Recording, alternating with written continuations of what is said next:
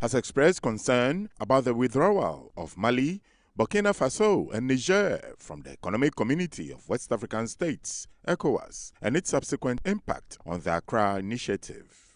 He said their departure would impact the cohesion of the Accra Initiative, a regional security arrangement aimed at combating terrorism in the West African sub-region. Speaking at the high-level African counter-terrorism meeting in Abuja, Nigeria, President Akufo-Addo reiterated his call for regional cooperation, which he said offers a strategic advantage in combating terrorism through initiatives such as information sharing, joint exercises, and coordinated operations. These measures, he emphasized, can help deter, detect, and defeat terrorism. Regional cooperation offers a strategic advantage in leveraging our combined resources, intelligence capabilities, and operational capacities to prevent terrorist attacks, disrupt their financing networks, and dismantle their logistical support systems. By fostering information sharing, joint exercises, and coordinated operations, we can enhance our ability to detect, deter, and defeat terrorist threats effectively. Moreover, regional cooperation enables us to examine in depth the socioeconomic disparities, political grievances, and governance deficits that provide the fertile breeding grounds which facilitate the recruitment of terrorists. By promoting inclusive development, good governance, and the rule of law, we can undermine the appeal of extremist ideologies and create pathways to peace, prosperity, and stability for all our citizens. President Akufo-Addo, a former ECOWAS chairman under whose tenure Mali and Burkina Faso were suspended for undertaking unconstitutional regime changes, called on all member states of ECOWAS to engage in dialogue with Mali, Burkina Faso and Niger and encourage their return to the fold. President Akufo-Addo emphasized the need for unity among ECOWAS member states to strengthen regional security efforts. According to him, the initiative's success depends on collective action and cooperation among member states. Recent withdrawal of Mali, Burkina Faso, and Niger from ECOWAS to form the so-called Alliance of Sahelian States is bound to undermine the cohesion of the Accra Initiative and will require prompt reflection and review on the way forward for the initiative under the new circumstances. And Ghana is determined to contribute to that process. President Akufo-Addo emphasized Africa's imperative to address the threat of violent extremism without delay.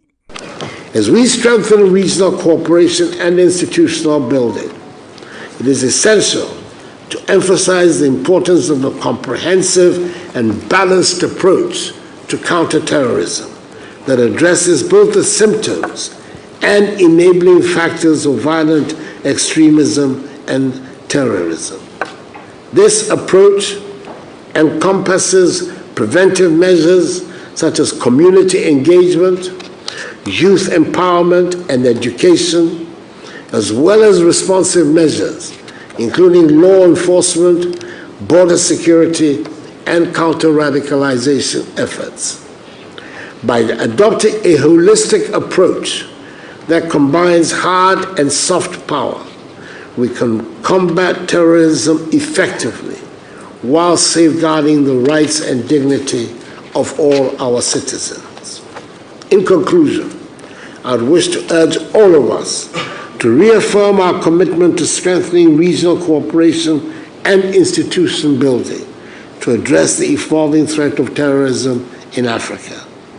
Let us stand together in solidarity to confront this scourge and build a more secure, stable, and prosperous future for our continent and its citizens. For his part, Nigeria's President Bola Tinubu called for establishing a regional standby force to tackle terrorism in Africa. He said a standby force could serve as a rapid deployment mechanism capable of swiftly responding to what he earlier called an imported evil. President Tinubu also expressed the need for a fully operational regional counter-terrorism center to serve as a hub for intelligence sharing, operational coordination, and capacity building. The international community has both the moral and legal obligation to help in this cause because it is outside money, not African money, that fuels the illegal operations. We shall be knocking on this door of the international community to answer the call for justice, peace, and fair play. Key to our collective efforts against terrorism is the need for a fully operational regional counter-terrorism center. This center will serve as a hub for intelligence sharing, operational coordination, and capacity building throughout our region. Other speakers included the President of Togo, Faure Gnassingbé, the UN Deputy Secretary General, Amina Mohamed, the Chairman of the African Union Commission, Faki Mahamat, and the Undersecretary General for the United Nations Counter-Terrorism Office, Vladimir Vorokov, among others. Mr. George Otibonsu, a private estate developer whose housing estate, comprising some 10 buildings, was demolished 2 weeks ago at Ajirigano near East Legon in the Greater Accra region, has asked for a thorough investigation into the circumstances that led to the destruction of the said property. The spokesperson for Mr. George Otibonsu, Mr. Benjamin Danso, in a media briefing on Monday said the aggrieved victim, Mr. Otibonsu, had undergone the necessary processes to acquire the land through the rightful owners and wondered why such excessive force was used to destroy his ongoing estate project. Mr. Danso, who gave a detailed account of the operation, said the demolition exercise saw a combined presence of the military and the police. The spokesperson for Mr. George Otibonsu revealed that Mr. Otibonsu acquired the land in question in 1992 from the Anokwe and Tuaka families of Teshin. Subsequently, the Akufo-addo family obtained a Supreme Court judgment which he, Mr. Otibonsu, duly attained tenancy. However, litigation still ensued when Winchester Empire contested ownership in the Tema High Court. Mr. George Otibonsu acquired the land in question in 1992 from the Anokwe and Tuaka families of Teshin. Subsequently, the Akufo-addo family obtained a Supreme Court judgment to which Mr. Bonsu duly atoned tenancy. However, litigation ensued when Winchester Empire contested ownership in the High Court, Tema. Concurrently, the land was also under litigation at the Accra High Court. Amidst these legal processes or proceedings, one Hajia filed a case at the Adenta Circuit Court. Hajia applied for an injunction to prevent Mr. Bonsu from proceeding with his construction. Mr. Bonsu's lawyers entered a conditional appearance in the Adenta Circuit Court case and notified the court that the ownership of the same land was in dispute in a superior court, that is the High Court. The High Court in Tema ruled that having given Mr. Otibonsu permission to proceed with construction, a lower court cannot vary that decision.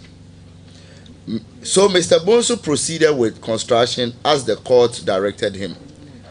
The case on the same land at the High Court Accra against Mr. Bonsu was dismissed and all parties were advised to join the suit in Tema.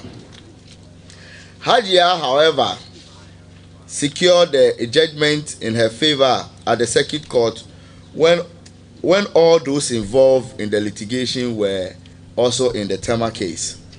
Upon learning of the judgment favoring Hajia, Mr. Bonsu promptly filed a stay of execution and appeal. Concerns arose regarding Hajia supported by Abu Ramadan's intention to demolish the building unlawfully because they claimed the land belongs to their sister, Semira Baumia, the second lady, prompting notification to the Inspector General of Police, IGP, who deployed patrol team to ensure law and order. The CDS was also informed that his men were being used for unauthorized land activities. Former President Kufuor also intervened, asking Mr. Fred Owari to engage Abu Ramadan. Abu Ramadan told Mr. Fred Owari to give him a few days to speak to his dad, who wants to build their family house on the land. He proceeded with the unlawful demolition without heeding to former President Kufuor's advice or action through Fred Owari. The demolition was executed with excessive force, including police and military presence, forcibly entering the property, confiscating phones, assaulting individuals, and preventing residents from calling the police at 1 a.m. Sunday, 7 April 2024. We possess evidence demonstrating that the court did not authorize the said demolition, as Haji's team was duly informed of the pending motion in the court. The unauthorized demolition underscore an abuse of power, political power. Mr. George Otibonsu, for his part, said it is surprising that the national security apparatus has not commenced investigations into the matter 14 days after the demolition exercise. Mr. George Otibonsu therefore called on all state agencies to investigate the said demolition to bring the perpetrators to book. We free. Mummy hear one some yet as me yama or my Ghana say. So we bet me the mra ashen in some anajo. Akoye ejuma ni ono pedia. Na yo nima pi dayanima. Bibi bet me si ewo Ghana ha. Nti friends and shop for e baya. E dana ye miankasa medan. Baya you say esi sunkwa ne ensu ade. E dan o buno something like say Abu Ramadan. Who say ni din wo mu no, who say second lady esu din wo mu no. Me sma papa wotiwe e ma ne ko second lady wo say bibi ni a me na menim say omo ene wom nti ye nkyena ase so pedan ko on fat dan no se me boa papa nete wo no ni so obi gina chire no ko se bia mantu anamon bi se me MPP ni ese me entina mai sadia na wonya kro no wonim ne woka ese mitu ho na mon bia de go do President Kufuor anim ema of Fred Owari say Fred to anamon we mame ema Fred Abu Ramadan ka chere Fred Owari say yemra na emeka ndi asem na ni fada wo police na okoto oboto asase no na obebubu no na o de si ebusuafie can say mbesi ebusuafie dia ene mo kan nipa na mo si pie na mo nkyere mako the power bit my no nti say o man Ghana say o man Ghana meme de ato me no a bit ma to obi anti Ghana yesi say o bit ma sori anajo national security ntimi emfa wo my anajo sam media you a long way to go. Nti me se mu nyina se ana mo bia me 2 year me 2 year by obia anka ho hwe na dru sa pempe so yi. The Anokwe and Tuaka families of Teshin, from whom Mr. George Otibonsu bought the land, also had these to say. Upon which Bonica registered 1979, it's about 321 acres. Via the Nona plot 2017, it's about 603. I don't think I can increase so. That them where they encroach can be a better decrease. No, Nimba upon will be now 603. No, bear conflict here, Sanibian, at our many affair can plotted activity in 2017. Koni Akamadili, a jack enemy. When I now had no affair or tra. Last commission, near Mino about here. Not over now, you walk to to akabi bena agba woke akufo-addo bena agba ejaka wo fe teshimeji wo kansa ne koba oh nya wakwa abo no ba afi no wie ni sane ajo shije ne kenoko wo ba kwa press fa ake ame press koni no ni yo chumo ye ne ken application 2017 na ye achu wada fe ni ka boko ebe chu eni ne na gbe ne ka chu eja ka ni mboto bi ya fo no je hin wa mi eja ka no ni machine e komeko nye ma fi lo ka boko efe ni ne she ne ken sane all of us said in Abafi no native no. You more like a man, you pay catch on you. Be mini or Mr. Bonso nearly Agashi, a crab of the queen judgment, a band about 2 tenants in her family. You will go on a halloween transaction. I'm a lagashi, I'm a tenant near you, I'm a small. As part of efforts to ensure transparency in the use of Ghana's electronic procurement system, more than 70 private sector suppliers have undergone training in Accra to navigate through the e-procurement system. The suppliers, who procure goods and services for public sector entities and registered to take part in the training, included road and building contractors and consultants. During an interaction with media to explain the rationale behind the workshop, Mr. Kwame Prempeh, the Deputy Chief Executive Officer at the Public Procurement Authority, PPA, said the e-procurement system became operational in 2019 and had since trained most of the public sector entities on its usage. He said, therefore, it had become prudent to sensitize private sector suppliers of goods and services to government entities on the use of the e-procurement system to ensure efficiency and productivity. He said the training workshop is expected to increase transparency within the procurement space, reduce the cost of doing business with the government, and improve efficiency and productivity. Mr. Prempeh said the government will not function properly without private suppliers responding to tenders. Hence, it was imperative to sensitize them to navigate through the platform efficiently. The Deputy CEO of PPA noted that the e-procurement system had made it possible and easier for suppliers to prepare and submit their tenders or documents electronically without rushing to the entity's office. That, he noted, had ensured value for money and saved most suppliers the drudgery of traveling long distances to submit their tenders.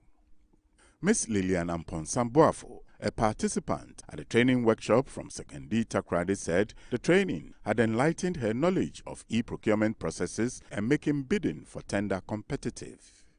Mr. George Femako of Equatorial Health Services, TEMA, said the training had created a positive mindset among suppliers and eradicated human contacts during bidding for tenders.